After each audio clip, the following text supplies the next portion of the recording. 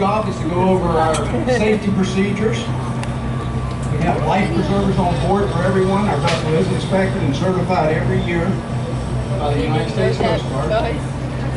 Passengers weighing less than 90 pounds, your life preservers are in the large white box here on the upper deck behind the wheelhouse. For those of us that weigh a little more than 90 pounds,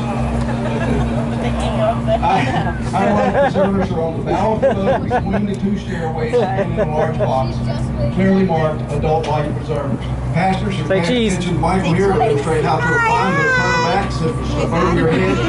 Take the black strap once around your waist, clip it to the D-ring, pull the strap to tighten. They can be placed on in less than 10 seconds. We have placards here behind the wheelhouse, also next to the snack bar down below. Additionally, we have life rafts above the cover on the upper deck. At any rate, if there is an emergency, please pay close attention to your crew, and we will show you what to do. Now, you may have noticed a sign up here that says, please do not use your mobile phones. You can use your phones to take all the pictures you want, but if you need to take a call, we appreciate it if you do it down below. Okay, now for the important stuff. We do have 2 restrooms on board. Restrooms on the boat are called heads. Ladies' head is on the starboard or right side of the boat. Lower deck as you enter the main cabin, door on the right.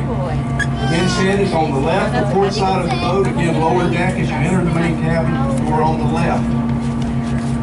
Now these are marine toilets. In other words, they're operated by an electric motor, so in order to flush, push and hold the button, follow the instructions on the wall, and if you have any trouble at all, notify our crew, and we will assist you in what to do. Okay, introducing our crew today, the master of our vessel is Captain Mike. He'll be in the wheelhouse throughout our 3-hour tour. I thought some of you were old enough to remember that. Everybody wave at Chauncey over there, giving you a lily pad. One of these days I'm going to talk him into coming with us. You don't like those. That was lily. Our deck officer today will be Michael. He's here to assist you with any questions you have about the boat. Yeah. That was a lily pad. Now, because was lily pad today, we will not have the grill on, so hamburgers and stuff off the grill won't be available. He does have hot dogs, other types of sandwiches, salads, as well as packaged goods, and plenty of beverage. Please take advantage. In this high heat, we don't want anybody to get dehydrated, so make sure that you drink plenty as we're out. We can also serve you any of those. Now, our snack bar is, we serve 110 people one at a time, so kind of spread yourself out through the day, and that'll present a big line getting down there. And it is an unpacked part because of he absolutely Oh my goodness. I can see that from all the way back there. Okay, you're waking up. My name is Jim. I'll be your guide. I'll tell you about the sights we see around this historic harbor, so let's get started. Looking off to our starboard side, there's a round building with a green roof on it. This houses the Hampton Carousel, a 1900s era carousel or merry-go-round, formerly operated out of Buckrow Beach Amusement Park. When they closed the park in the 1980s, they disassembled the carousel, sent it back to Ohio for restoration and repair. All 48 horses and 2 chariots were restored, re-hand painted, returned here, and put in operation in that building for just a month or so. Enjoy a ride on the antique carousel. Probably less than 75 of them left in operation in the country. Matter of fact, I have to take my little girl here in a couple of years, and next month we'll celebrate our 50th anniversary. The large building you see with the gull wing roof on it is the Virginia Air and Space Center. This 10,000 square foot, 10,000 square foot, $30 million facility is dedicated to the history of space and life, as supported here in the top area by agencies such as NASA Langley, where all of our Mercury astronauts are playing. We also have NASA Wallace Island on the eastern shore, mid-range rocket launch and test site. In fact, just a couple weeks ago, we launched a resupply rocket to the International Space Station. The Air and Space Center also has an IMAX theater with various IMAX movies playing. You can pick out the schedules as well. They have an excellent souvenir shop if you're looking for souvenirs for your kids or grandkids.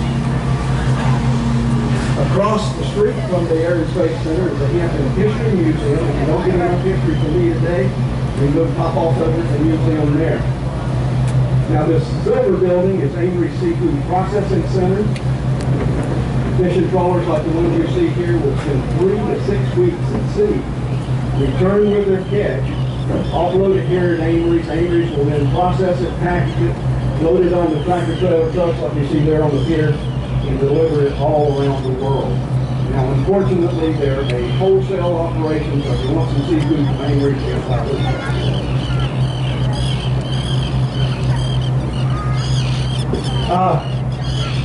I mentioned that this area is sometimes called Tidewater again, for very good reason.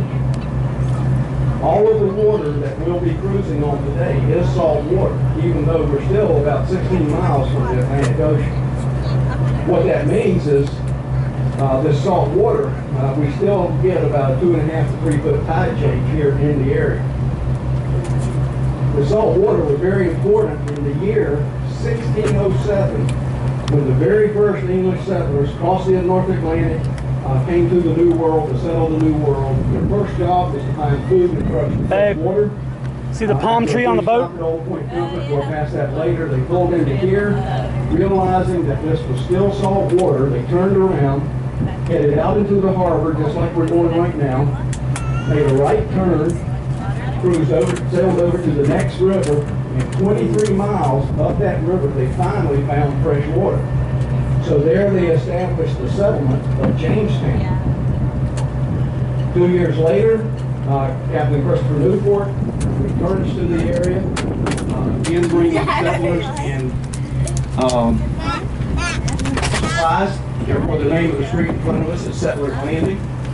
Also, this time he stopped again at Old Point Comfort, and there he established an outpost for Jamestown, which he called Fort Algernon. Today it's the site of Fort Monroe.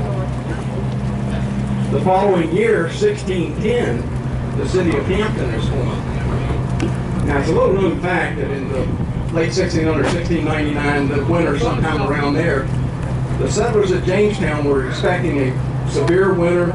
The crops didn't come in very good that year. They were afraid their supply ships had not shown up. They were afraid they wouldn't be able to get through the winter. So they took a boat and decided to get back on their boats, evacuate the settlement, sail down to Fort Algernon and winter down here. See the big bird over there? Well, they did. They left, evacuated Jamestown. Oh, wow, yeah. A couple days, they got down to the harbor. They met the supply boat, turned around, went back. Everything was fine. However, that brief evacuation of Jamestown gives the city of Hampton the distinction of being the oldest continuously occupied English-speaking settlement in the entire United States. Oh, what's that place? That's my story. We're passing the Hampton Yacht Club here. Hampton Yacht Club. Across the port side, we have the beautiful campus of Hampton University. This former Little Scotland plantation was purchased shortly after our American Civil War by General Samuel Chapman Armstrong. He was the son of missionaries, and after the Civil War, he bought this Little Scotland plantation for the purposes of establishing a school for freedmen and Native Americans. First classes were held on the opposite side of the campus, had 2 instructors and 20 students. Today, Hampton University has a student population approaching 6,000 students, offering courses in liberal arts, journalism, nursing, etc. They also have close to 140 buildings on campus. The original manor house of the Little Scotland plantation, you can see behind the trees there. Also coming up above the trees, you can see the clock tower of the Memorial Clock Tower and Chapel. This facility was built entirely by the students. They hand-made the bricks, hand-carved the pews that are in the chapel portion of the facility, and that facility has not been changed or modified since it was completed in 1868. Is it fun? If you're interested in more more information about Hampton University, there is a Hampton University History Museum on campus. I highly recommend that. We're passing Sunset Creek on our starboard side. Coming up, the blue building is Blue Water Marina and Yacht Sales. Also inside of that building is the Surfrider Seafood Restaurant. We'll tell you more about restaurants as we come back in to give you some more information on those.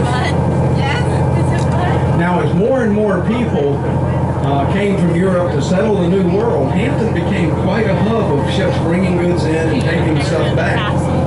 As a result, Governor Alexander Spotswood, the British governor of Virginia, established a customs house just about where the carousel is today for the purposes of collecting a tax or a tariff. You hear a lot about tariffs these days, on all the ships bringing stuff in and all the ships taking stuff back. The British were pretty good about that tariff thing in those days, and as a result, Governor Spotswood was living very well in Virginia. Thank you very much for asking.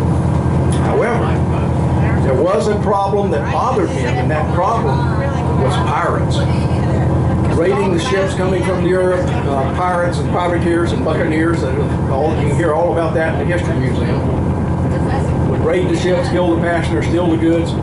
Well, one of the most notable of these pirates was a gentleman by the name of Edward Teach. Now, he didn't trade as Eddie the Pirate. That didn't scare anybody. He traded under his business name of Blackbeard the Pirate. He truly was feared all along the East Coast. Governor Spotswood, fearing that Eddie would interfere with the gig he had going here, hired 2 ships of British Marines to eliminate the problem. Sailing out of here across the harbor into the Atlantic, they headed south under the command of Lieutenant Robert Maynard. They called up with Blackbeard off the coast of Carolinas. After an all-day battle, 4 Marines and 9 pirates were dead. The 10th pirate to die was Blackbeard himself. He was found stretched out on the deck of his ship. He had 5 gunshot wounds and 20 stab wounds. Eddie didn't give up easy. He liked what he did. He was quite the swashbuckler. Well, in the early 1700s, we didn't have instant news like Fox and CNN. So in order to prove to Governor Spotswood mission complete, Lieutenant Maynard removed Blackbeard's head, presented it to Governor Spotswood as proof, also to get paid. Governor Spotswood, in turn, took the evidence, mounted it right here where this old gray building is, as a warning to other pirates to not mess with Virginia. And folks, as far as I know, we have not had any pirates here since, and that point of land has ever since been known as Blackbeard's Point. Now, we just passed the Ocean Eagle. I'll talk about that in just a minute. Captain Mike's increasing our speed to our cruising speed, which equates to about 8 miles an hour. Now you know why it's a 3-hour tour. Big harbor, slow boat. You're welcome to move around. However, if you do so, please take advantage of the handrails, especially going down the stairs to the lower deck. That last one gets me every time. I think I'm on the deck, and there's one more step. Next thing I know, I'm stretched out on the deck. Also, if you're wearing a hat, make sure your hats are secure. The wind is a thief, and trust me, they go really fast. Parents and grandparents, we do require that you monitor your children at all times too, please.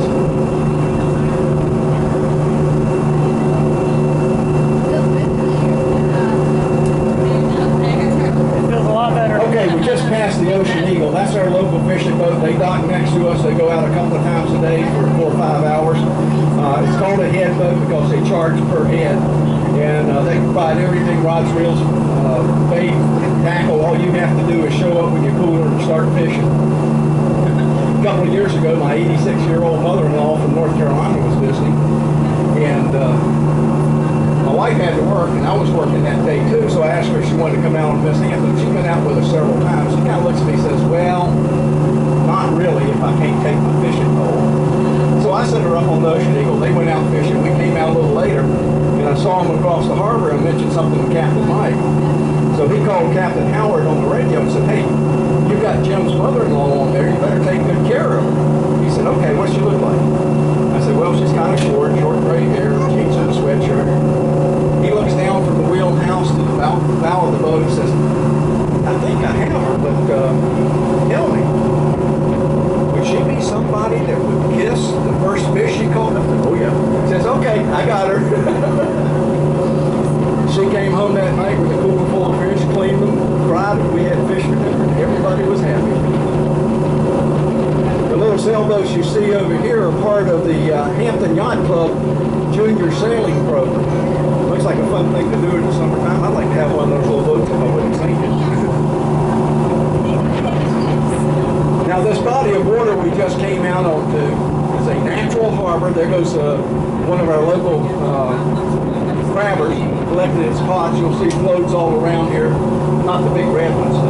That's where the sailors, the little ones over there. They'll come out, check their pots, empty them, rebait them, put them back down. It's a natural harbor. It was originally named the Earl of Southampton's roadstead. Roadstead being an old English term which means large open body of water suitable for anchorage, and this certainly was. During its heyday, dozens of ships would be anchored out here waiting to offload their goods and passengers. The harbor is 5.5 miles long, 10.5 miles wide, or vice versa. Fed by 5 major rivers. We just came out of the Hampton River. Looking off to our starboard side, you see the ground structure of the Interstate 664 Bridge Tunnel Complex. If we were to go across that tunnel, turn right, we have the James River, the Nansen River, and the Pagan River. And then directly across where the Navy base is the Elizabeth River. These 5 rivers empty into this natural harbor. The harbor then empties out across the upcoming Interstate 64 Bridge Tunnel Complex, where the traffic isn't moving. Oh, how strange. And into the lower port of the Chesapeake Bay and out to the Atlantic Ocean.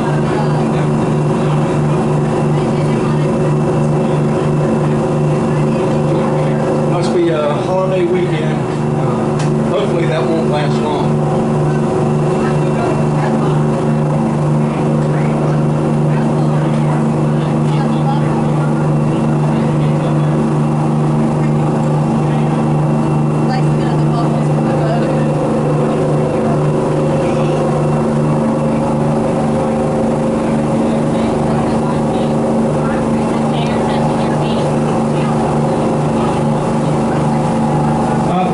What is the average depth of the water? The average depth is about 28 feet. Now the major channels for the large Navy ships and commercial ships like the container ship you see there heading out, the Elizabeth River channel is maintained 55 to 65 feet deep.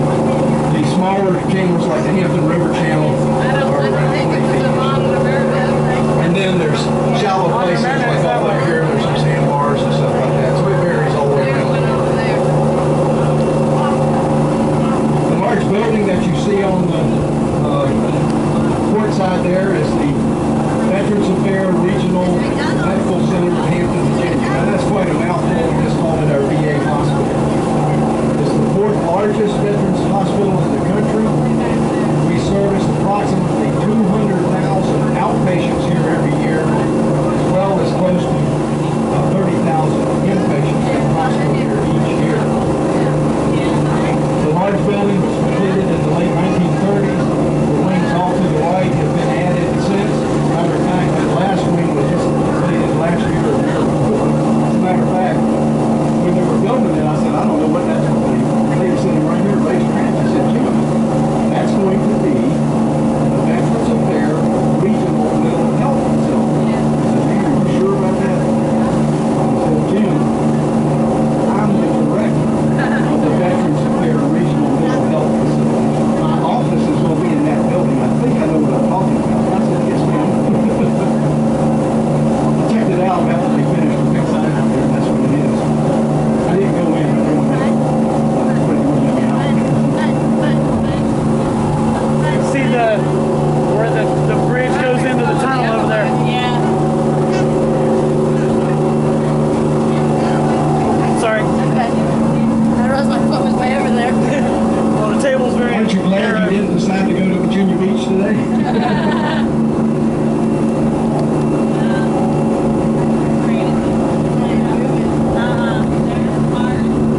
Yeah.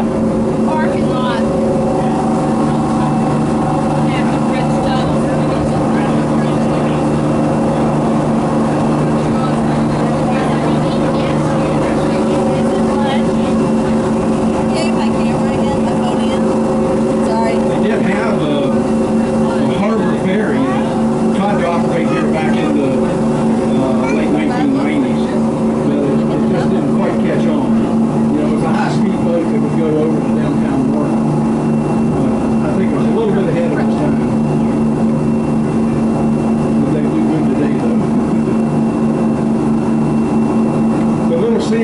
you see there has had an interesting nickname for the last 410 or 11 years. Again, when the original settlers came, Captain John Smith and three small ships, Susan, Constance, Godspeed, and Discovery, one of their jobs was to find food and fresh water. But another problem that they were experiencing, their passengers and crew, their skin was turning yellow, they're breaking out in boils, their teeth were falling out.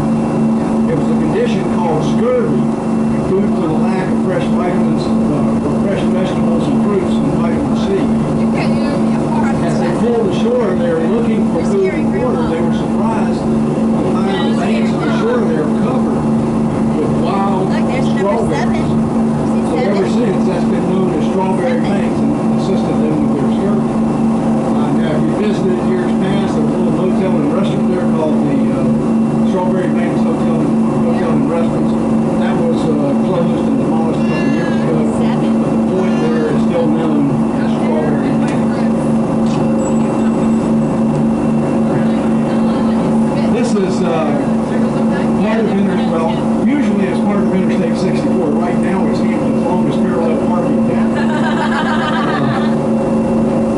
The traffic, I usually say the traffic going in the same direction we are. Well, the traffic going in the same direction we are the eastbound lanes of Interstate 64 on the far side.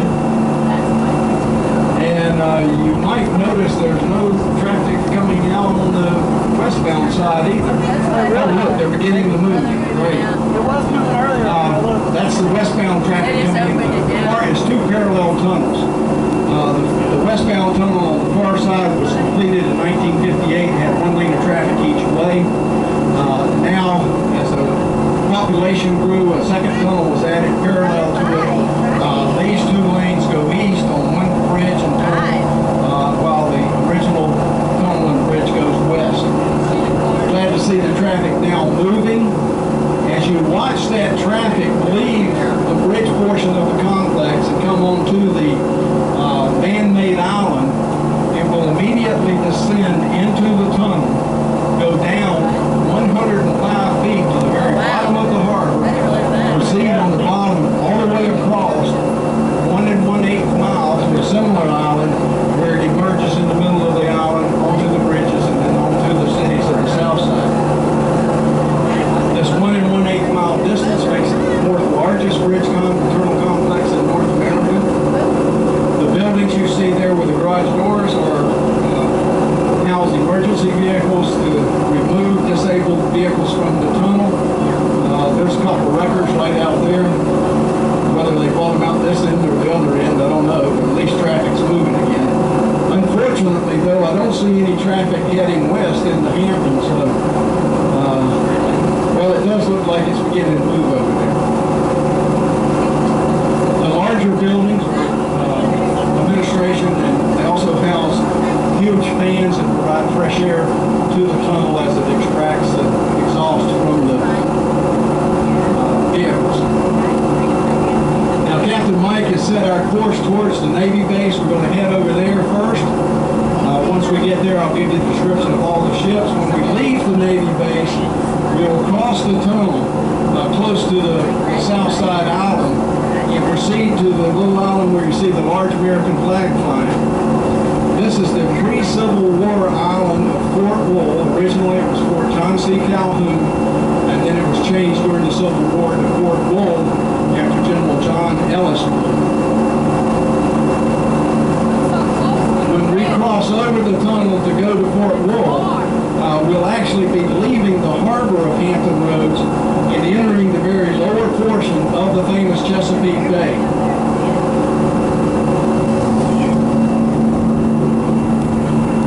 Now, an interesting fact, the construction of where you see the flag flying on this side is Fortress Monroe.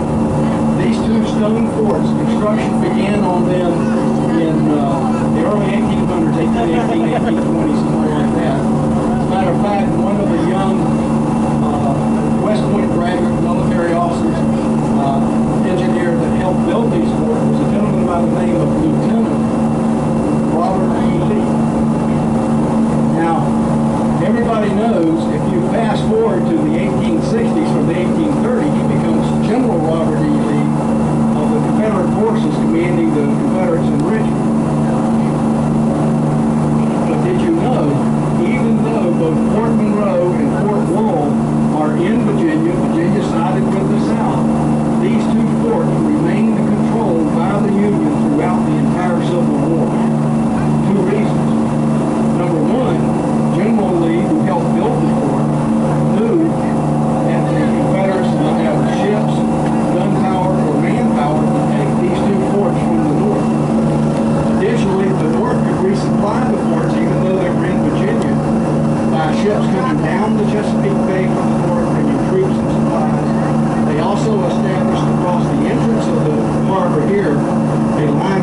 blockade ships to prevent the South from sending supply ships up and resupplying the Confederates that had taken control of Norfolk, Portsmouth, and Hampton. Now, prior to the Civil War, downtown Hampton and Portsmouth on the river was a shipyard by the name of the Gosport Shipyard, and it serviced our Navy warships at the time. It's still there, still services our Navy ships today. However, the Union sailors knew as the Civil War broke out, Virginia sided with the Confederates, they were going to lose the shipyard and the dry docks there. They had 3 or 4 ships tied up there to for repair, rather than allow the Confederates to take over those ships and possibly repair them and use them against their force. They took all 3 or 4 ships out here into the harbor, anchored them, set them on fire, and then they rode to safety in small boats to Portland Road. After the Confederates had control of the Gosport Shipyard and the dry docks there, they come out into the harbor. All of the ships burned, sank except one. The USS Merrimack burned down almost to the waterline, but the fire went out, and the hull of the ship kind of semi-floated. The Confederates sailed out into the harbor. They saw the semi-floating hull of the Merrimack, decided to tow it back to the shipyard. They put it into dry dock, and on inspection, they realized they had a serviceable hull with a repairable steam engine inside it. Now, they had plans to build an ironclad ram I got a little one. capable of busting through the blockades that the North had set up all along the southern ports like they did here. But they couldn't get the supplies in to build them, so they decided to build their ram on the hull of the USS Merrimack. They stripped away all of the wood almost down to the waterline. Rebuilt the sides of the ship up to 2.5 foot thick out of oak and pine planks. On the bow of the ship, they added a 1,500-pound battering ram right at the water level for the purposes of ramming into a wooden ship, poking a hole in the sea. They covered that with iron. On the deck, they installed cameras on the port side, starboard side, covered it what looked more like a pin than a superstructure of any warship of the time.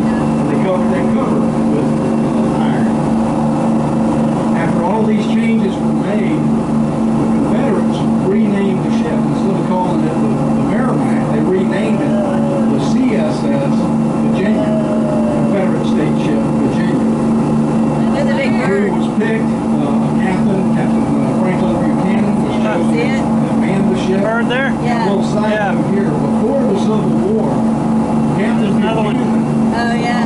Pelican. of the Naval Really? Academy in Annapolis. When the Civil War broke out, he sided with the South, just like General Lee did, and ended up here in Norfolk in command of the CSS Virginia, an ironclad ram. After all the ceremonies were held, Captain Buchanan and crew did what we still do here in the harbor today. Anytime a new aircraft carrier or submarine is completed at Newport News Shipbuilding, the first thing the crew does is take the vessel out to sea on what they call sea trials. In other words, they go out and test everything to make sure they work like they're supposed to. You know, like driving a car around a huge lot before you find your light away on a new car. On March the 8th, 1862, Captain Buchanan and crew sailed down the Elizabeth River on their sea trials. As they come into the harbor, Captain Buchanan looks over to Newport News Point over here. He sees several Union warships anchored over there. He turns to his crew and says, "Okay, guys, we're on sea trials. We might as well see what this thing can do." Oh, He wow. changes course towards the fleet. Yeah. As he approaches the fleet, he sets a course directly towards the USS Cumberland, What in the the world? largest ship in the fleet. As the Union fleet sees this iron-covered, weird-looking, strange, never-seen before ship approaching, they realize they're coming under attack by this Confederate ship, so they start firing at it. Now, the Union fleet has a total of 71 guns on board the ships anchored there, and they're blasting away with everything they've got at this ironclad CSS or Confederate State ship ram coming towards it. Nothing slows it down, nothing stops it, nothing sinks it. Matter of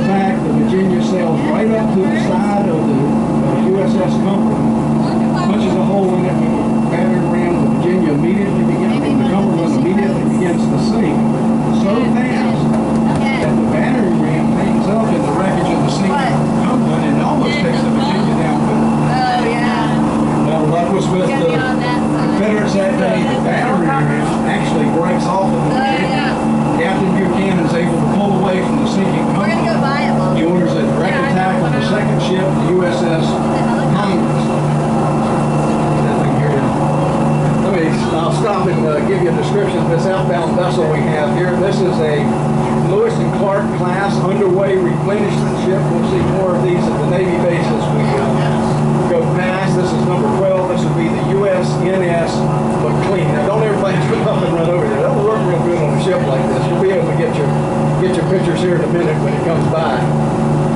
The purpose of these ships is to resupply other ships while they're still moving through the water. That ship will pull up side of the ship as it's making its way through the water. They'll set the same speed, pass those hoses you see over, pump fuel, oil, potable water to resupply the ship. They'll also string lines or ropes between the two ships and transfer cargo, dry goods, even personnel between the two ships as both of them are moving through the water. The blue and gold stripe on the smokestack of that vessel indicate that is operated by the Military Sealift Command and manned primarily by government civilians.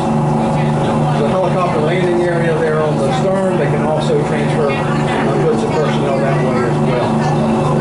Okay, back to 1862. After sinking the Cumberland, Captain Buchanan orders a direct course towards the second ship in the fleet, the USS Congress. Well, by this time, the captain of the Congress, who already saw this iron-clovered ship sink a bigger ship, decides, pretty well figured out that this is not going to be a good day.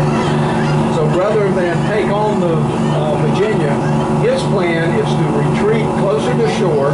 He knows there's sandbars over there, it's more shallow, the tide's going out. His thinking is, if I can get the USS Congress over into more shallow water, perhaps this heavy ironclad ship would not be able to follow him. So he takes off toward shore. Captain Buchanan of the Virginia, hot pursuit of him. Well, it was not a lucky day for the captain of the Congress because the USS Congress runs aground on the shore, on the sandbar. Now the Congress is stuck. The Virginia can still get within a couple of hundred yards, fires away at it until it's mortally wounded. Would have sunk except it's already stuck on the sandbar.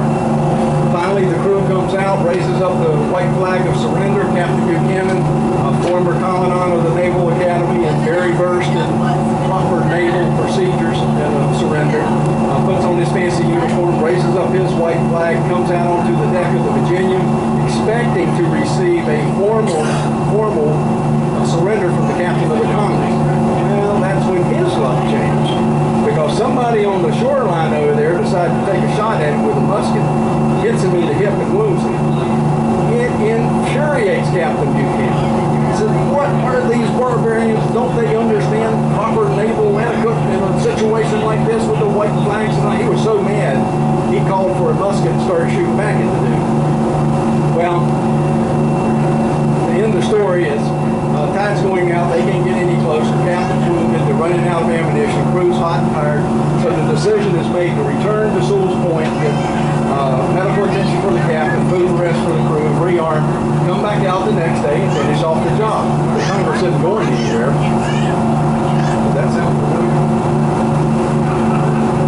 Sorry. The USS Congress is not going, the ship, the USS Congress is not going anywhere. Good plan. However, unknown to the Confederates, that very night, coming down the Chesapeake Bay, arriving at Fort Monroe about 8 p.m. was the Union's version of an ironclad ship, the USS Monitor. Totally different style ship, smaller, flat deck barge with a round turret on it, everything covered with iron. Inside the turret, two cannons at 180 degrees, and a small steam engine, which allowed the entire turret to swivel, so that those two cannons could fire in any direction, 360 degrees. They didn't have to be broadside like all of the rest of the ships at the time. It's immediately dispatched over to Newport News Point to protect the remaining ships there from the expected attack the next morning. March the 9th, 1862, under the command of Gansby Jones, the CSS Virginia leaves Sewell's Point, steams back across the harbor towards the fleet to finish off their job. As they approach the fleet, the smaller USS Monitor pulls out from behind the Minnesota, steams towards the Virginia. The two ships fire away at each other for about 4 hours. Neither able to inflict any kind of damage on the other because all they had was standard cannonballs. They didn't have any explosives that could penetrate the iron. So I guess it's kind of like being in a really bad hailstorm. That's about it.